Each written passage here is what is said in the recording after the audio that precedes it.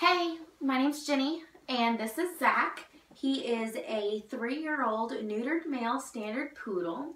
I decided to use him for my clicker training because he's still fairly young and my other dog unfortunately has a really hard time standing up. So Zach and I have been doing clicker training for the past couple weeks, and he, as you can tell, has become very attentive. Zach, come here. Good boy. He's become very attentive, and we've worked on conditioning him to the sound of the clicker. Conditioning him to the sound of the clicker has allowed him to respond to the clicker, and when he knows he hears the click, he gets a treat. So the clicker I'm using is his secondary reinforcer, and his treats that I'm using are these little training treats. They're like little trail mix training treats. They're super easy, super small, super nice, and he loves to eat them. So the first thing Zach and I worked on was a free shaping behavior. I tried teaching him a down dog where every so often he got excited. He'd always stretch out and lay out his arms in a down dog kind of position. However, he kind of didn't really learn that very well on command. So another thing Zach likes to do is if you go somewhere and sit down, he likes to give you his paw. He loves giving you his paw. Good boy.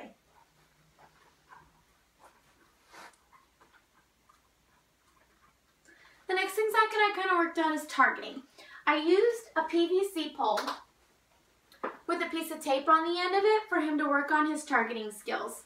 He kind of really gets this, but kind of doesn't really get this. He's afraid of many things. So even just conditioning him to a pole really was kind of difficult for Zach.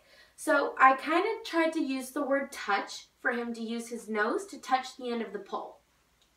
Touch. Good boy.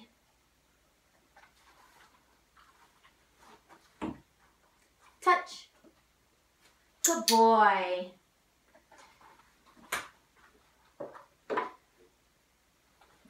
Over time, Zach got fairly accustomed to doing so with that and touching the end of the pole, and he did really well with that, which is really good because Zach's really afraid of pretty much anything that moves in his own reflection inside of a mirror. Another thing that we worked on was he would always go and get a toy at the door whenever somebody would walk in the door. It's kind of hard for me to show that, but I was able to condition Zach, come here. I was able to condition Zach to whenever I came in the door, instead of jumping on me, can you sit? Instead of jumping on me, he would go and get a toy. So Zach, go get your toy. Get your toy. Get your toy. Zach, give me your toy. Give me your toy. Can I have your toy? So instead of jumping on me, Zach would typically go find a toy around the house and would use his toy and bring that to me instead of going and jumping on me or going and jumping on other people. If I was gone and I was coming in the house, Zach would perform this 100% of the time.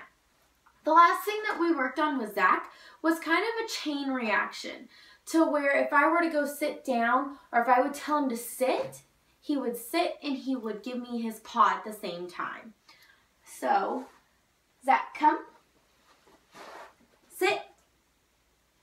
Good boy. Can we do it again? Sit. Good boy.